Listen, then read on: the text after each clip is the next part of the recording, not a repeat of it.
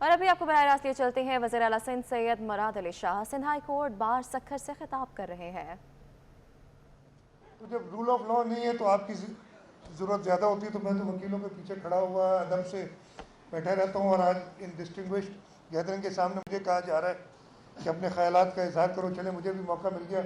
अक्सर जब कोर्ट में जाता हूँ, पेशियाँ तो होती रहती हैं, आपको पता है, मैं कुछ बोलने की कोशिश करता हूँ, मेरा वकील मेरा हाथ पकड़ लेता है कि नहीं, कुछ नहीं बोलो, वो मुखे सिंधी में चंदो ओढ़ ना हार जाए। इसलिए कि हम सियासतदान जो है ना, वो ख्याल नहीं करते हैं, जो मुंह में आता है बोल देते हैं। आप लोग बड़े सोच समझ के बोलते हैं, लेकिन मौलाना साहब ने जो बात की कि जो भी इस मुल्क में कानून को ब्रेक करेगा, चाहे वो कानून के रखवाले क्यों ना हो, चाहे वो अदलिया से क्यों ना हो, अगर कानून को तोड़ेंगे, इस आइन की मुखालफत करेंगे, तो हम सब उनके साथ खड़े होंगे और उनके खिलाफ खड़े होंगे लोगों के साथ। ये ख़ास तौर पे इस वक्त ज़रूरी है। मुझे अभी बैठा था तो मैंने जल्दी से निकाल लिया। जब जर्मनी में नाज़ी, ये हिटलर का ज़माना था और वो जुल्म हर एक के ऊपर ढा रहे थे, वो होलोकॉस्ट का अभी भी वो एक जगह पे लगा हुआ है कि जो लोगों ने उस वक्त कहा था, हालात ये थे और ये हालात अभी भी ऐसे। अगर हम सब इकट्ठे हुए, जो कानून के ख़िलाफ़, जो रूल ऑफ लॉ के ख़िलाफ़ बात करते हैं, उनके सामने खड़े नहीं हुए। उधर वो जो लिखा हुआ है, एक पोइट ने उस पर कहा था, मैं वो पढ़ देता हूँ। First they came for the communist and I did not speak because I was not a communist. Then they came for the socialist and I did not speak because I was not a socialist. Then they came for the trade unionist. I did not speak because I was not a trade unionist. Then they came for the Jews and I did not speak because I was not a Jew. And then they came for me and there was no one left to speak for me. अगर हम सब, मैं ये नहीं कह रहा कि peoples party के साथ खड़े हों,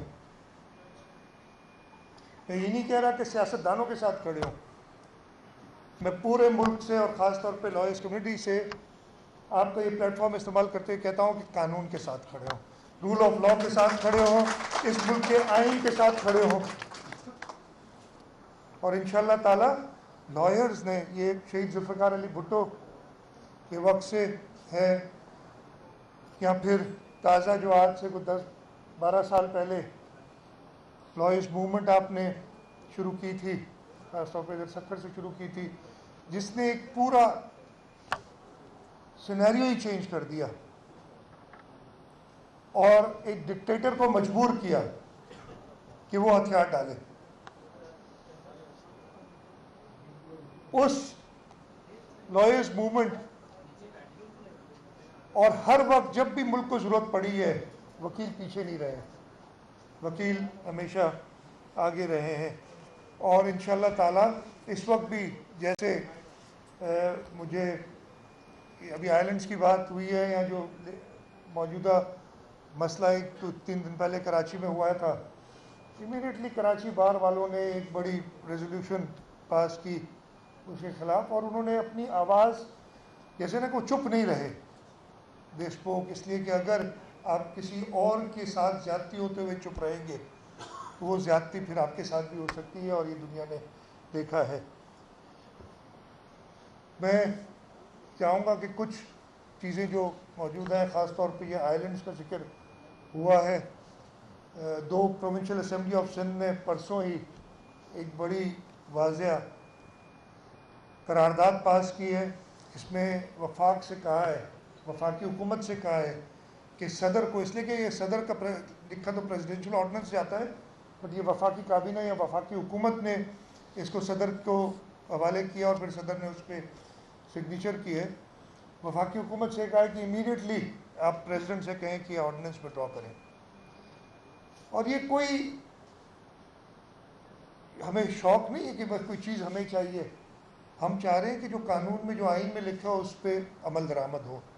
उसमें हमने कहा है कि ये जो ऑर्डिनेंस है वो आर्टिकल 1 ऑफ द कॉन्स्टिट्यूशन, पहले आर्टिकल का, जहाँ वो सूबों के बारे में बताता है, उसकी वायलेशन है। आर्टिकल 97 की वायलेशन है, जहाँ पे एग्जीक्यूटिव अथॉरिटी वफाक की बताई गई कि कहाँ तक है, और वफाक की जो एग्जीक्यूटिव अथॉरिटी है, जो कि जो लिस्ट 1 है, फेडरल लेजिस्लेटिव लिस्ट, अभी एक ही लिस्ट आई गई है, कंकरेंट लिस्ट खत्म हो गई। फेडरल लेजिस्लेटिव लिस्ट में सिर्फ उस पे इख्तियार है कि वो कानून बना सके कौमी असेंबली, और उसी पे ऑर्डिनेंस आ सकता है, उसके वायलेशन है। ये आर्टिकल 239, उससे पहले आर्टिकल 172 की वायलेशन है, जो कि ना सिर्फ 18 अमेंडमेंट नहीं, उससे पहले भी,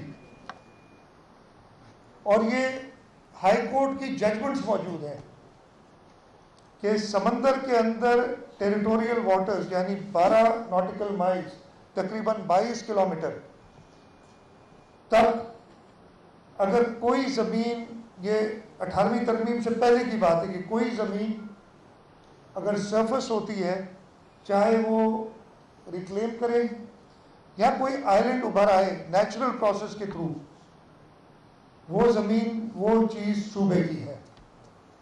18वीं तरमीम के बाद तो उसमें और एडिशन हुई, और जो मेरी अंडरस्टैंडिंग है, और यही अंडरस्टैंडिंग जब डिबेट्स हुई थी नेशनल असेंबली में 18वीं तरमीम पे, वो भी मैंने देखी है, उसमें भी यही है कि अब 12 नॉटिकल माइल्स तक समंदर के नीचे चीज़ भी सूबे की है।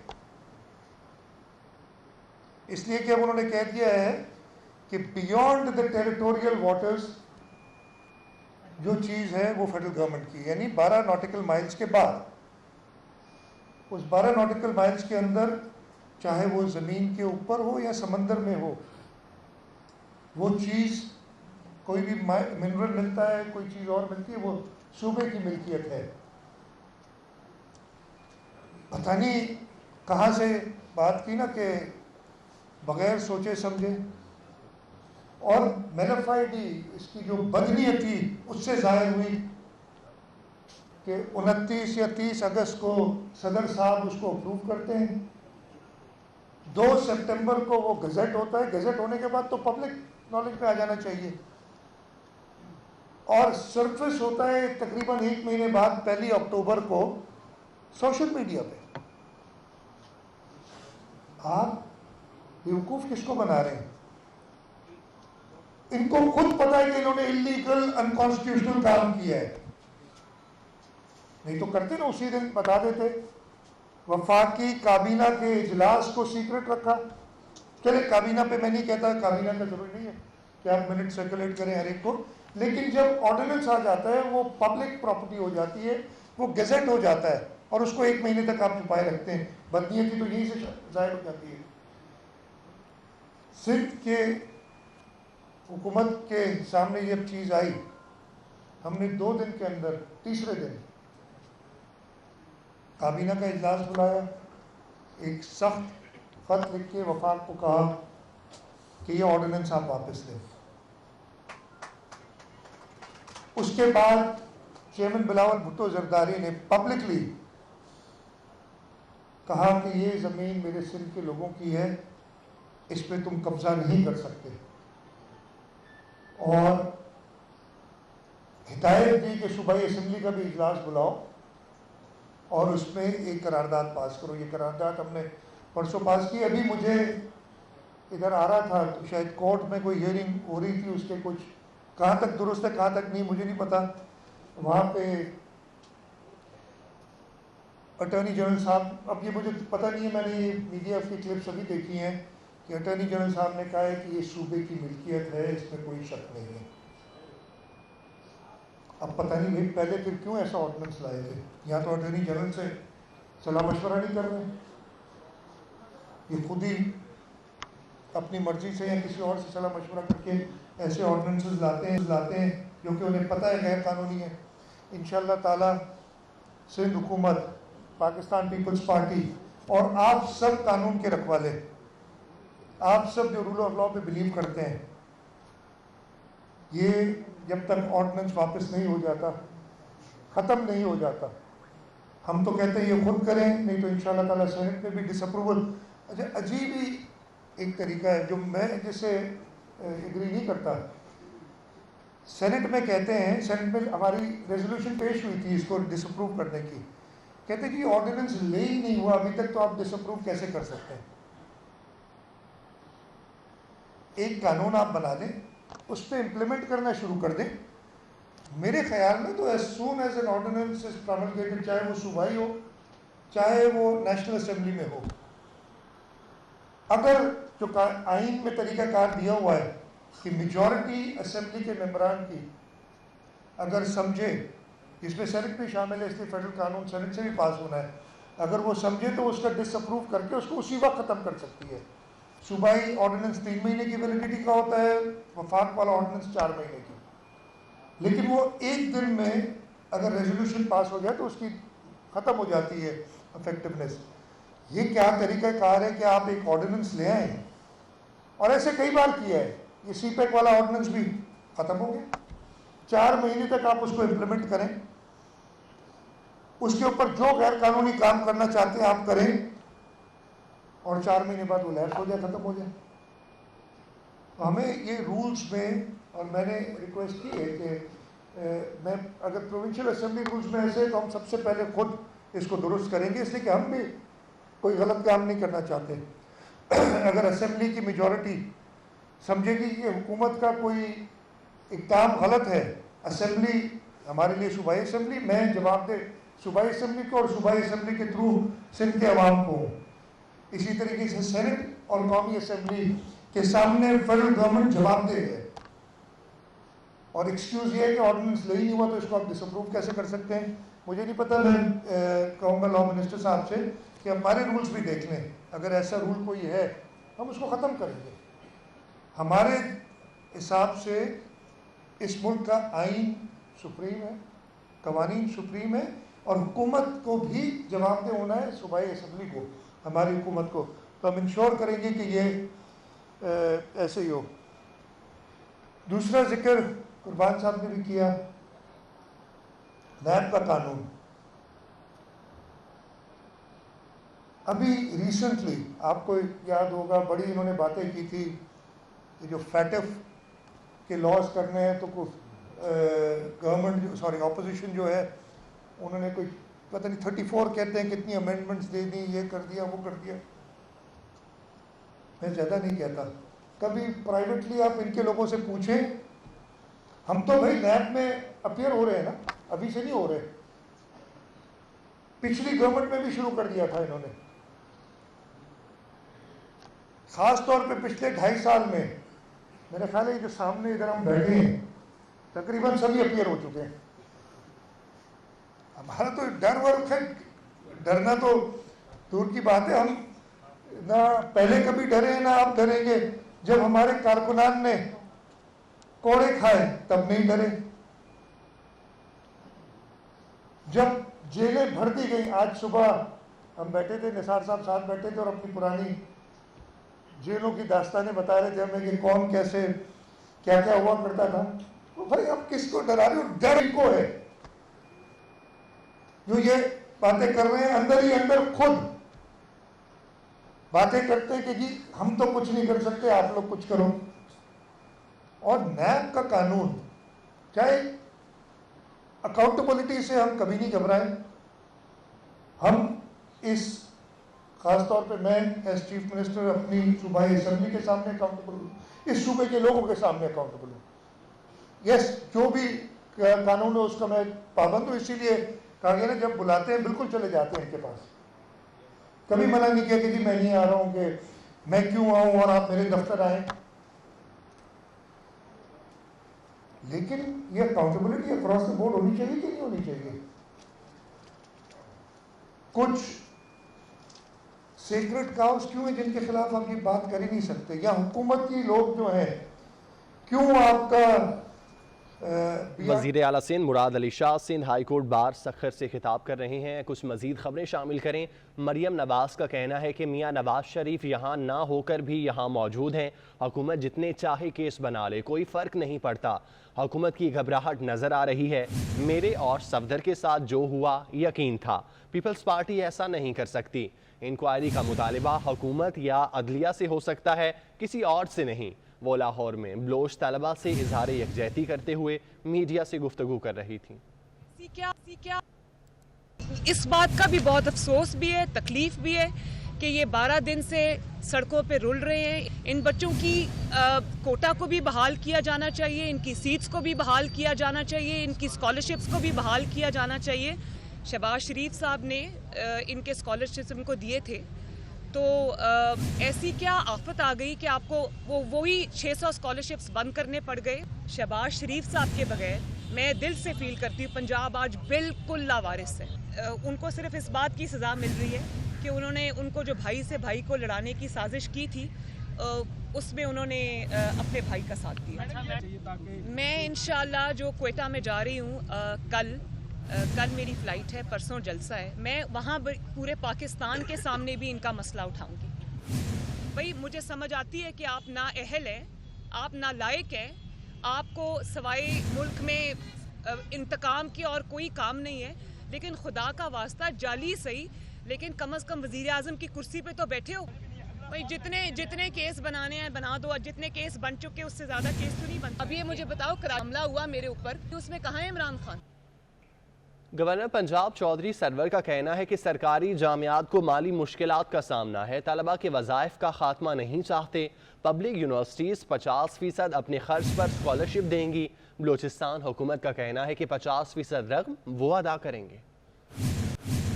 समझता हूँ कि जब बच्चे एहतजाज कर रहे हैं और अपोजिशन लीडर हमेशा इन चीज़ों का एडवांटेज लेने की कोशिश करते हैं, लेकिन मेरा सवाल सिर्फ एक ही है। मैं ये पूछता हूँ कि अगर तो किसी गवर्नमेंट ने, मैं अपनी देखें, मैं या तो ये कह रहा हूं कि पिछली गवर्नमेंट ने ये किया, हमने ये कर दिया। मैं ये कहता हूं हमने भी 2 सालों अपने में हमने भी किसी यूनिवर्सिटी को पहली दफा हमने पंजाब गवर्नमेंट ने 2 करोड़ रुपया, फिर 4, 6, 8 अनाउंस किया। पिछले 10 सालों में किसी सूबाई हुकूमत ने या मरकजी हुकूमत ने बलोचिस्तान, फाटा या गिलगित बल्तिस्तान बच्चों के लिए 1 रुपया भी स्कॉलरशिप किसी यूनिवर्सिटी को उनके लिए नहीं दिया। तो इसलिए मैं समझता हूं कि हमें बातें करने की बजाय अमल जो है उस पर ये पहला मौका है कि हम एक पूरा पैकेज दे रहे हैं इन बच्चों को, और ये भी इनसे कह रहे हैं कि इंशाल्लाह जो 50% हमारी यूनिवर्सिटी दे रही हैं उसका बाकी जो है वो बलूचिस्तान गवर्नमेंट से बात करने के बाद ये बात कर रहा हूँ। वरना मैं यूनिवर्सिटी से ये भी कह सकता था कि जिस तरीके से हमने प्राइवेट यूनिवर्सिटी से 100% लिया है, मैं कहता है ये 20% नहीं, 20,000 नहीं, आप 10,000 बच्चों को स्पॉन्सर कर दें, लेकिन पूरा कर दें। लेकिन चूंकि हमसे बलूचिस्तान की गवर्नमेंट ने वादा किया है कि वो उन बच्चों को जो में होंगे, जो अफोर्ड 50% नहीं करते होंगे, वो उनको स्पॉन्सर करेंगे। वफाकी वज़ीर इत्तलात शिबली फराज का कहना है कि नवाज शरीफ को 15 जनवरी तक वापस लाकर जेल में डालेंगे। सफदर अवान बहुत पुरसकून होकर गाड़ी तक गए। किसी मीडिया ने किसी वीडियो में किसी को दरवाजा तोड़ते नहीं देखा।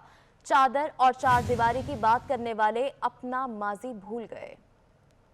मैं आपको यकीन दिलाता हूं कि इंशाअल्लाह 15 जनवरी तक नवाज शरीफ पाकिस्तान में होंगे, किसी एक जेल में। उनको वापस लाने के लिए हम पूरी तरह से मुतहर्रिक हैं और इंशाअल्लाह हम उनको वापस लाएंगे कि वो पाकिस्तानी अवाम का जवाब दें कि उन्होंने ये ऐसे कैसे बनाए और इसे बाहर कैसे लेके गए। फुटेज में तो सारे पाकिस्तान ने देख लिया है कि ये एक ड्रामा था। सफदर अवान जिस तरीके से निकला, जिस तरीके से उसने बातें की, उसने तो ये बातें की नहीं। सिंध हुकूमत, मैंने आपको कह दिया, कई मुतहर्रिकात हो सकते हैं। आपको ये किसने, आप मुझसे ज्यादा जानते हैं कि ये आपस में एक दूसरे के लिए सिंसियर हैं, सियासत खेल रहे हैं। एहतसाब अदालत इस्लामाबाद में डिप्लोमेटिक इनक्लेव शटल सर्विस का गैर कानूनी ठेका देने के नैब रेफरेंस पर समाअत हुई। अदालत ने नैब प्रोसिक्यूटर उस्मान मिर्जा से केसेस की तफसीलात मांग ली। साबिक चेयरमैन CDA कामरान लशारी, सरवर सिंधु, कामरान कुरैशी समेत दीगर मुल्ज़िमान पेश हुए। जज एहतसाब अदालत ने रिमार्क्स दिए कि मुल्जिमान पर फर्द जुर्म 3 नवंबर को आयद करेंगे। अदालत ने रेफरेंस पर समाअत 3 नवंबर तक मुलतवी कर दी है। मज़ीद तफसीलात जान लेते हैं तो आपको बता रहे हैं कि एहतसाब अदालत इस्लामाबाद में डिप्लोमेटिक इनक्लेव शटल सर्विस का गैर कानूनी ठेका देने के नैब रेफरेंस पर समाअत हुई।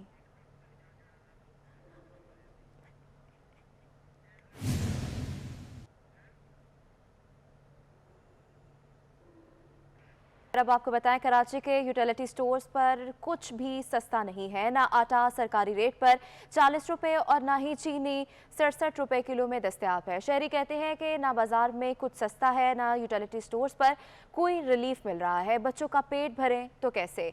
मज़ीद तफसीलात जान लेते हैं महमूद राज से। जी महमूद, बताइएगा।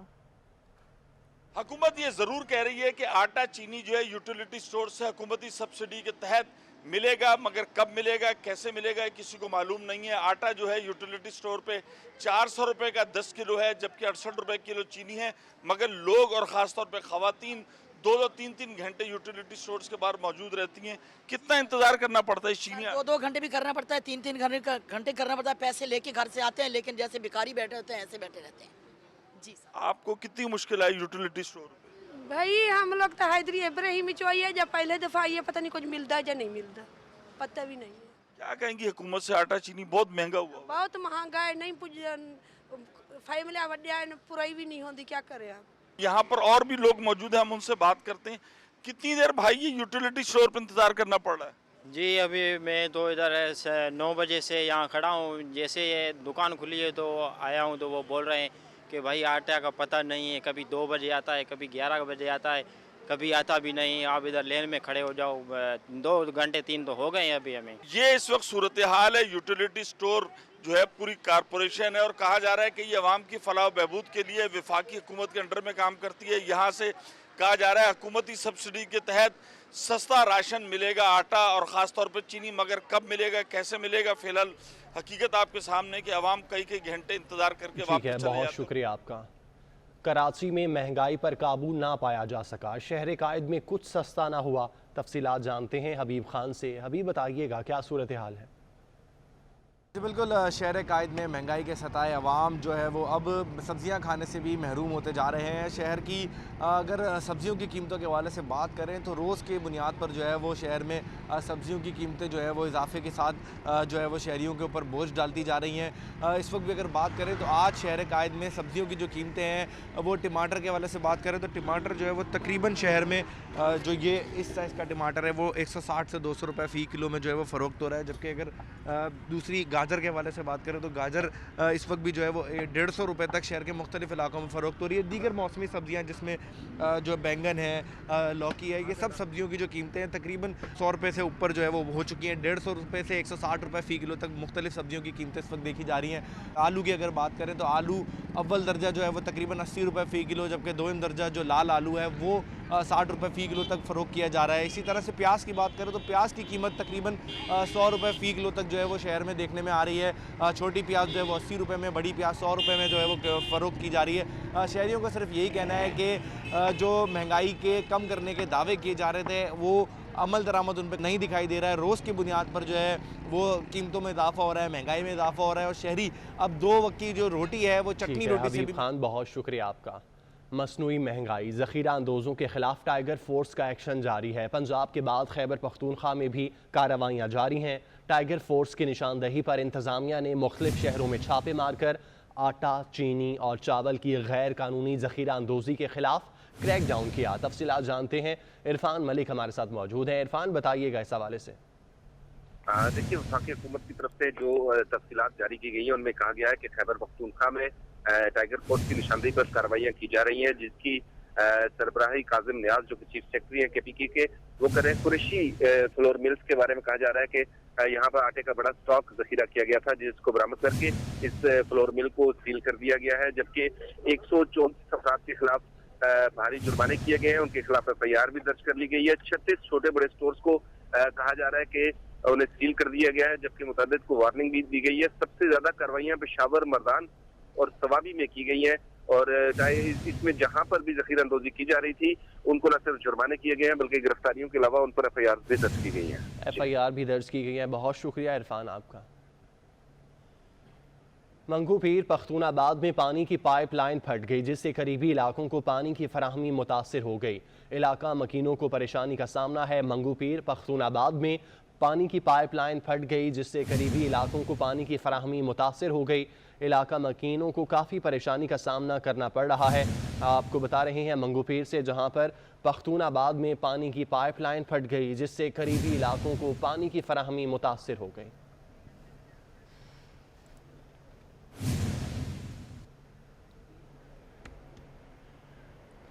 सिंध में अजनास की कीमतों को कंट्रोल करने के लिए नया महकमा बनाने का फैसला किया गया है। कीमत और रसद के अफसरों को मजिस्ट्रेट के इख्तियारात दे दिए जाएंगे। इसी हवाले से मजीद तफसीलात जान लेते हैं। आज़ाद नोडियो हमारे साथ मौजूद हैं। आज़ाद, बताइएगा। जी, सिंध सरकार ने सूबे में बढ़ती हुई महंगाई पर ज़ाब्ता लाने के लिए जो है कीमत व रसद जो डायरेक्टोरेट महकमा ज़राअत में ज़म है उसको बाज़ाब्ता तौर पर अलग से एक महकमा बनाने का फ़ैसला कर लिया है। इस हवाले से सेक्रेटरी अमल दरामद की सरबराही में 4 रुकनी कमेटी तश्कील दी गई है। इस कमेटी में सेक्रेटरी कानून, सेक्रेटरी सर्विसेज, जनरल एडमिनिस्ट्रेशन व कोऑर्डिनेशन और सेक्रेटरी महकमा ज़राअत शामिल होंगे। ये 4 रुकनी कमेटी जो है इस महकमे का इंतज़ामी ढांचा, कवायद व ज़वाबित बनाने पर काम करेगी। इस महकमे में जो मार्केट कमेटियाँ सूबे में कायम है, वो मार्केट कमेटियाँ इस महकमे के मातहत कर दी जाएगी। और जो है महंगाई पर ज़ाब्ता लेने के लिए इस महकमे के जो अफसरान हैं कीमत व रसद के, उन अफसरान को जो 17 ग्रेड से ऊपर के अफसरान हैं उनको मजिस्ट्रेट के इख्तियार दिए जाएंगे ताकि वो कार्रवाई करने के मुकम्मल तौर पर इख्तियार रखें। इस महकमे का सेक्रेटरीट और इसके अलावा जो डायरेक्टोरेट है वो अलग से कायम कर दिए जाएंगे। ये महकमा साबिक सदर परवेज़ मुशर्रफ के दौर में अलग से बनाया गया था। उसके बाद में जो 18वीं तरम्मी हुई, उसके बाद में ये महकमा कीमत व रसद महकमा ज़राअत में ज़म कर दिया गया। इस वक्त जो है ये महकमा ज़राअत में ज़म है, लेकिन बढ़ती हुई महंगाई पर ज़ाब्ता लेने के लिए जो है सिंध हुकूमत ने इस महकमे को इदारे को जो है अलग से बाज़ाब्ता तौर पर महकमा बनाने का फ़ैसला कर लिया है। इस महकमे के कायम होने के बाद में इसका सेक्रेटरी अलग से तैनात होगा। डायरेक्टर जनरल, डायरेक्टोरेट के तमाम डायरेक्टर जो अलग से तैनात होंगे। इसका जो अलग से बाख्तियार जो है मिनिस्टर यानी वज़ीर जो है वो भी बना दिया जाएगा। इस महकमे को अलग कायम करने से जो ख़ास तौर पर सूबे में मुकामी सतह पर बढ़ती महंगाई है उन पर ज़ाब्ता लेने के लिए ज़िले सतह पर अफसरान की तैनाती की जाएगी ताकि इस महकमे को जो है मुकम्मल तौर पर बाख्तियार बनाया जाएगा। इस महकमे में असामियों का भी तयन कर दिया जाएगा। उन असामियों पर नया भर्तियाँ की जाएगी। उसके बाद में इस महकमे को जो है काम करने के इख्तियार हासिल होंगे। इस हवाले से जो कमेटी बनाई गई है वो अगले हफ्ते से बाज़ाब्ता तौर पर काम शुरू करेगी। इसमें कवायद व ज़वाबित और इंतज़ामी ढांचा बनाने के काम जो है वो शुरू करेगी। आज़ाद, बहुत शुक्रिया। कोरोना वबा का दूसरा हमला जारी है। जानलेवा वायरस एक दिन में मज़ीद 13 पाकिस्तानियों की जान ले गया। 24 घंटे के दौरान 736 नए मरीज भी सामने आ गए। कोरोना के वार जारी। 24 घंटे के दौरान मजीद 13 अफराद जान से गए, जिसके बाद कोरोना से हलाकतों की तादाद 6715 हो गई है। 6 अमवात पंजाब, 4 इस्लामाबाद, सिंध, खैबर पख्तूनख्वा और आजाद कश्मीर में एक हलाकत हुई। नेशनल कमांडर ऑपरेशन सेंटर के मुताबिक 24 घंटे के दौरान 27,050 नए टेस्ट किए गए, जिनमें से 736 अफराद में वायरस की तस्दीक हुई, जिसके बाद पाकिस्तान में कोरोना केसेस की तादाद 3,26,216 तक पहुँच गई है। सिंध में सबसे ज्यादा 1,42,917 अफराद वायरस से मुतासिर हैं। पंजाब में 1,02,253 अफराद में वायरस की तशखीस हुई। खैबर पख्तूनख्वा में 38,886, इस्लामाबाद में 18,578 और बलोचिस्तान में 15,767 केस रिपोर्ट हो चुके हैं। NCOC के मुताबिक इस वक्त कोरोना के 845 मरीज मुख्तलिफ अस्पतालों में जेर इलाज हैं, जिनमें से 99 वेंटिलेटर पर हैं। अब तक 3,09,646 मरीज कोरोना को शिकस्त दे चुके हैं। पिम्स अस्पताल में कामयाब ऑपरेशन के जरिए 2 बहनों की जिन्स तब्दील कर दी गई। गुजरात की 2 बहनें लड़का बन गईं। ऑपरेशन से कबल दोनों बहनों की नफ्सियाती काउंसलिंग भी की गई। वालिदैन की मर्जी से ऑपरेशन का फैसला किया गया। पिम्स अस्पताल में गुजरात की 2 बहनें गैर मामूली ऑपरेशन के बाद लड़का बन गईं। प्रोफेसर डॉक्टर अमजद चौधरी का कहना है कि इस फैमिली की 9 बेटियां हैं, जिनमें से 2 लड़कियों की जिस्मानी साख्त गैर मामूली थी। डॉक्टर अमजद ने बताया कि दोनों बहनों के टेस्ट से मालूम हुआ कि दोनों एटिपिकल जेनेटेलिया हैं। इस कैफियत में जिनसी अज़ाब वाज़े नहीं होते। लड़का और लड़की होने का तयन नहीं किया जा सकता। इंसानों में ये कैफियत शाज़ व नादिर ही होती है। एक ही घर में 2 लोगों को एक ही ये मसला हो इस तरह का, ये बड़ा कम हुआ है। यूजली एक ही होता है नॉर्मली, तो इस दफ़ा ये दोनों जो हैं they are real brothers. Professor doctor Amjad का कहना है कि ऑपरेशन से कबल इनकी नफ्सियाती काउंसलिंग की गई, फिर वालिदैन और दोनों बहनों की मर्जी से उनको ऑपरेशन के जरिए मर्द बनाने का फैसला किया गया। इनका कंसेंट भी ज़रूरी है बच्चों का, तो इसके लिए इनकी काउंसलिंग वो सारा इस सर्जरी से पहले सारा इसका पार्ट है। इनकी काउंसलिंग, इनकी साइकोलॉजिकल सारे इशू एड्रेस करके, तो जब उन्होंने कंसेंट किया तो उसके बाद हमने इसकी रिकन्स्ट्रक्टिव सर्जरी की। 29 सितंबर को बुशरा और 9 अक्टूबर को राफिया का ऑपरेशन किया गया। आगे बढ़ते हुए आपको बताएं कि वफाकी ब्यूरोक्रेसी में आला तरीन सतह की तरक्कियों के लिए हाई पावर्ड सिलेक्शन बोर्ड का इजलास आज होगा। वजीर आजम की ज़ेर सदारत इजलास में अफसरान की ग्रेड 22 में तरक्कियों का फैसला किया जाएगा। मज़ीद तफसीलात बाबर शहजाद तुर्क से जान लेते हैं। जी बाबर बताइएगा। जी, वफाकी ब्यूरोक्रेसी में आला तरीन सतह की तरक्कियों के लिए ग्रेड 21 से 22 में तरक्कियों के लिए हाई पावर्ड सिलेक्शन बोर्ड का इजलास अब से कुछ देर बाद 1:15 बजे वजीर आजम सेक्रेटेरिएट में वजीर आजम इमरान खान की जेर सदारत शुरू होगा। इजलास में वजीर आजम के प्रिंसिपल सेक्रेटरी, सेक्रेटरी काबीना, सेक्रेटरी एस्टेब्लिशमेंट डिवीजन समेत तमाम जो आला हुक्काम हैं वो शिरकत करेंगे। इसके अलावा हर कैडर के एडमिनिस्ट्रेटिव सेक्रेटरी इजलास का हिस्सा होंगे। तमाम जो सर्विसेज और ग्रुप्स हैं उनमें ग्रेड 22 में असामियों की तफसीलात जो हैं वो एस्टेब्लिशमेंट डिवीजन की जानिब से इजलास में पेश की जाएंगी। पाकिस्तान एडमिनिस्ट्रेटिव सर्विस की 10 असामियाँ जो हैं उन पर उनकी तफसीलात जो हैं मंजूरी के लिए अफसरान की वो इजलास में पेश की जाएंगी। जबकि इसके अलावा पाकिस्तान कस्टम की 2 असामियों के लिए, पाकिस्तान जो ऑडिट एंड अकाउंट्स है उसकी एक असामी के लिए जो तफसीलात हैं वो इजलास में पेश की जाएंगी। इजलास जो है कई घंटे जारी रहेगा और उसके बाद वज़ीर आज़म जो है इसकी हतमी मंजूरी देंगे, जिसके बाद बाकायदा नोटिफिकेशन एस्टेब्लिशमेंट डिवीजन की जानिब से जारी किया जाएगा। जी बाबर, बहुत शुक्रिया तफसीलात से आगाह करने के लिए।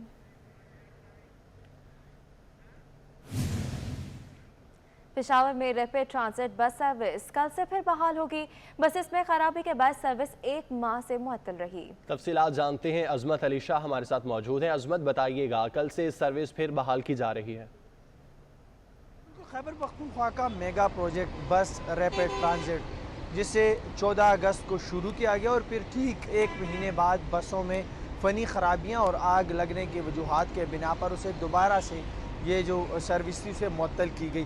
फिर चाइना से माहिरीन की जो टीम थी वो बुलवाई गई और फिर उन्होंने जो बस रैपिड ट्रांजिट की जितनी भी गाड़ियां हैं वो दोबारा से उसकी मेंटेनेंस, उसकी चेकअप और तमाम तर जितने भी काम थे उसमें से वो मुकम्मल किए और 25 अक्टूबर से सर्विस का आगाज़ होने जा रहा था। लेकिन जो टीम माहिरीन की टीम है उन्होंने उनसे मुशावरत के बाद उसे एक दिन कबल यानी कि 24 अक्टूबर कल को 24 अक्टूबर को जो है वो इसे खोला जा रहा है और आम जितने भी पब्लिक हैं वो उसमें दोबारा से सफ़र कर सकेंगे। साथ साथ में जो ज़ू कार्ड है, इनके जिस कार्ड से इसमें सफ़र किया जाता है उसका इजरा 3 दिन कबल ही कर दिया गया था और अब जो तमाम स्टेशन है वहाँ पर ज़ू कार्ड। बहुत शुक्रिया आपका। न्यूज़ स्टूडियो से फिल वक्त इतना ही।